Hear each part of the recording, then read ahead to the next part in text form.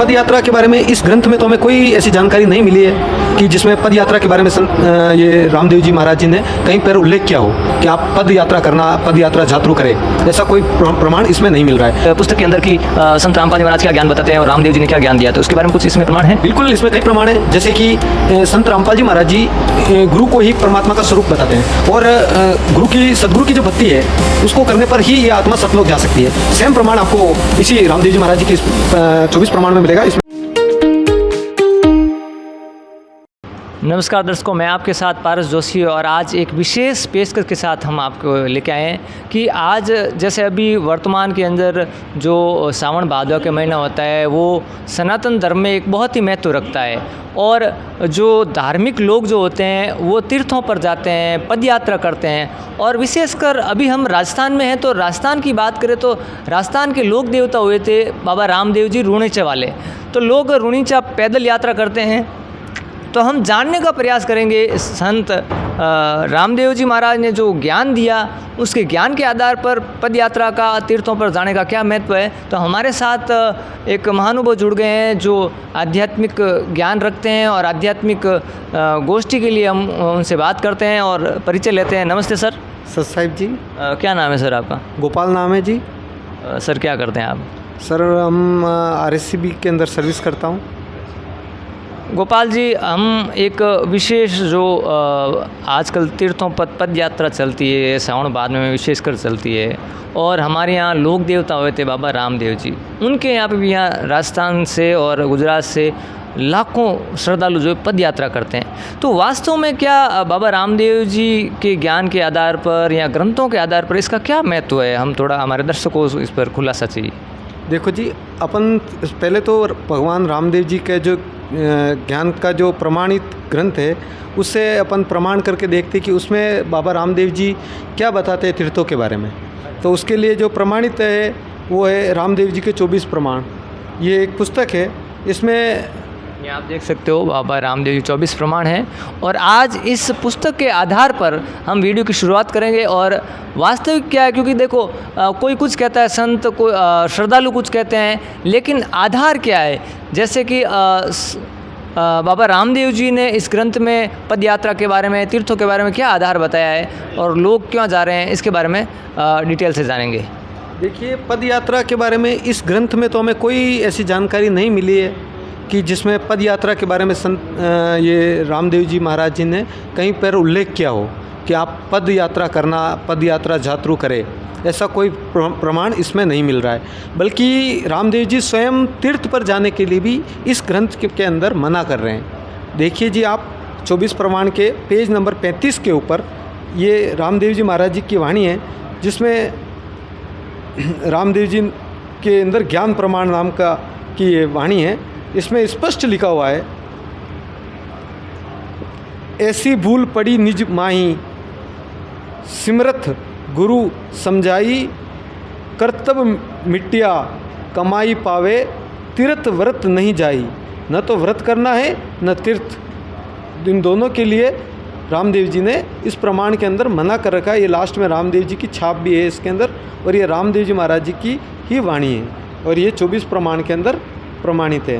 तो इसका मतलब रामदेव जी इसका समर्थन नहीं करते हैं कि तीर्थ, तो जैसे आप रूणीचा को धाम बना दिया, तीर्थ बना दिया, लोग जाते हैं, तो रामदेव जी इसका कतई समर्थन नहीं करते हैं? बिल्कुल, रामदेव जी ने तो इस वाणी में बता रखा है कि तीर्थ पर नहीं जाना है।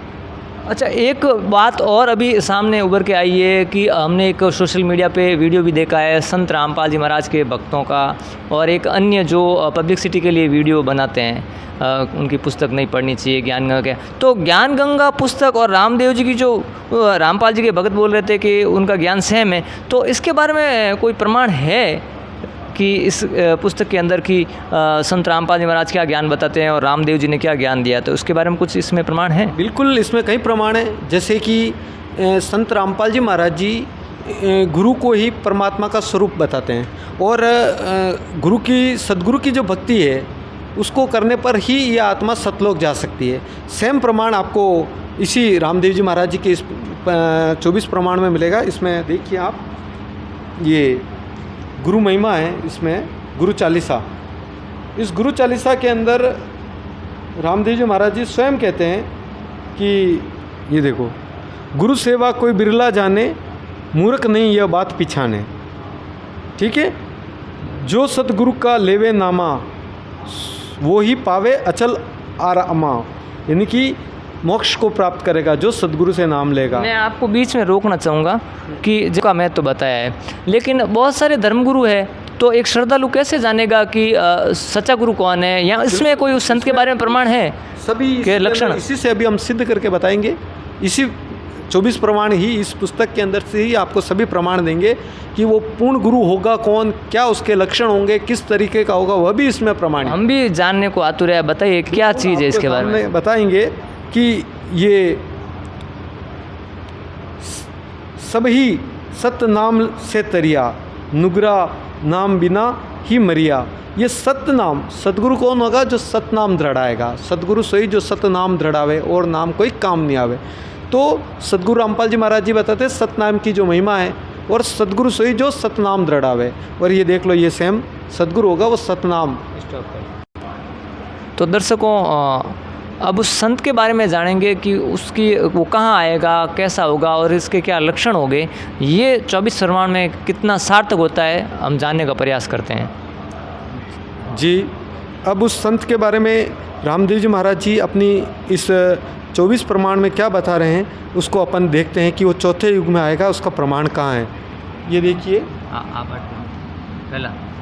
24 प्रमाण में ही 62 नंबर पृष्ठ के ऊपर ये वाणी चल रही है रामदेव जी महाराज जी की। इस वाणी के अंत का आगम प्रमाण है, आगे आना भविष्य के बारे में। हाँ, ये आगम प्रमाण के अंदर महाराज रामदेव जी के जाने के बाद का, हाँ, भविष्य आगम भाका है। हाँ। कि आगे क्या होगा। ये कलयुग में सतयुग आवसी, और पहरा पापरा पलटेगा, साचा संत दल में आवसी, ऋषिजन साख भरेला।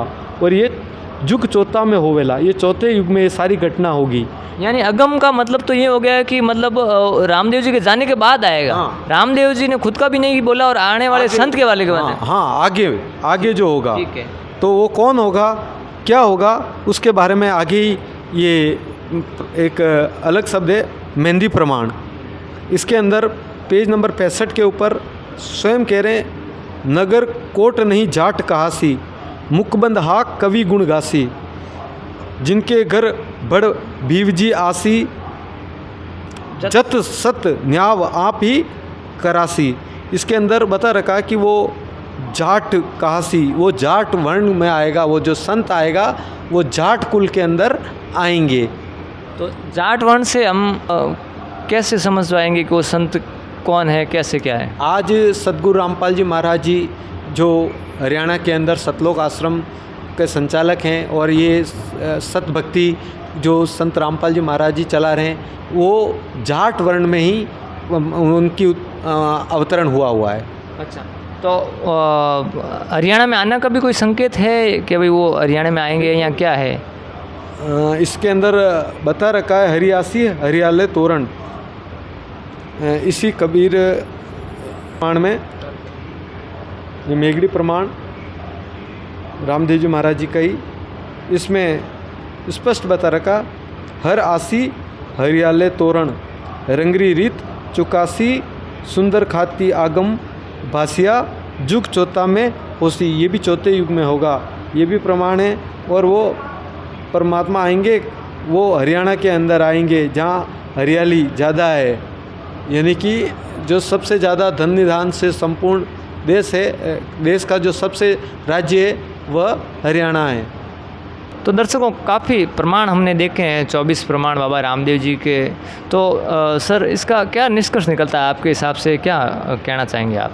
देखो, इससे ये निष्कर्ष निकलता है कि जो संत रामपाल जी महाराज जी जो सत भक्ति बता रहे हैं, और वही भक्ति के संकेत बाबा रामदेव जी ने भी दे रखे हैं। इसके अंदर कई जगह जो 5 मंत्र हैं उनका भी जिक्र कर रखा है कि ये 5 नाम इस भी जपने पड़ेंगे। सतनाम का भी वर्णन कर रखा है, सतनाम बता भी रखा है वाणी में कि ये सतनाम है। मगर जब तत्वदर्शी संत मिलेंगे तब जाकर हमें वो उसमें से ढूंढ कर बता पाएंगे कि यही बात। लोग तो कहते हैं रामपाल जी हिंदू विरोधी है, तो 5 नाम किसके देते हैं, कौन है, क्या है? वो 5 नाम इन 5 ही शक्तियों के हैं, जो ब्रह्मा विष्णु महेश दुर्गा और गणेश हैं। ये इस भवसागर के प्रधान देवता हैं। और संत रामपाल जी महाराज जी इन 5 नामों के अंदर इन्हीं की भक्ति भी देते हैं, क्योंकि इनको जैसे पेड़ होता है, पेड़ के अंदर उसके सभी अंग अपनी अपनी जगह पर महत्व रखते हैं। अगर जैसे जड़ से खुराक जड़ से चलती है, मगर शाखा के फल लगते हैं, तो अगर अपन शाखा काट दें तो फल तो फिर व्यर्थ चला जाएगा ना, फल हम कैसे प्राप्त करेंगे। जैसे वृक्ष के सभी अंग अपनी अपनी जगह पर सही होते हैं जहाँ पर वो हैं, मगर जहाँ वो है वहीं पर उनका महत्व है। अगर कोई शाखा के अंदर पानी डाले और सोचे कि मैं जड़ में पानी डाल रहा हूँ और वो लाभ जड़ वाला लेना चाहे, तो क्या उसको मिलेगा? नहीं मिलेगा। इसलिए संत रामपाल जी महाराज जी कभी किसी देवी देवता के बारे में गलत नहीं बताते हैं, न किसी को छुड़वाते हैं, न किसी को दृढ़ाते हैं। संत रामपाल जी महाराज जी इस संपूर्ण भक्ति वृक्ष, ऐसे वृक्ष मान लो, एक वृक्ष का उदाहरण देकर संत रामपाल जी महाराज कहते हैं कि संपूर्ण भक्ति रूपी एक वृक्ष है, इसके अंदर जड़ की पूजा करनी होती है। यानी कि जड़ के अंदर जैसे हम पानी डालते हैं पेड़ के, ऐसे भक्ति में भी जड़ की पूजा करनी है और फल ये तीनों गुण रूपी शाखा से ही हमें प्राप्त होगा। ऐसे हमें इन सब का आदर करना भी सिखाते हैं। तो जड़ कौन है? जड़ के बारे में भी कुछ है संकेत इसमें? जड़ जो है उसके बारे में बताते हैं कि वो पूर्ण ब्रह्म है, जिसको उसका वास्तविक नाम कबीर है। तो जैसा कि इन्होंने एक प्रमाण में भी बताया था कि नगर कोटनी जाट काशी मुग्ध कवि गुण काशी, तो बहुत सारे प्रमाण हमने देखे 24 प्रमाण से, और ये निष्कर्ष एक निकलता है कि जैसे लोग पद यात्रा करते हैं, धार्मिक तीर्थ यात्रा करते हैं, संत रामपाल जी और बाबा रामदेव जी दोनों का एक ही मत है। रामदेव जी ने भी तीर्थों पर जाने का और व्रत करने का मना किया गया है। तो बाकी आम जनता की जो राय है वो भी हमें कमेंट बॉक्स में अवश्य बताएं। बने रहे ऐसी न्यूज़ पे। इसी के साथ बहुत बहुत धन्यवाद, आभार।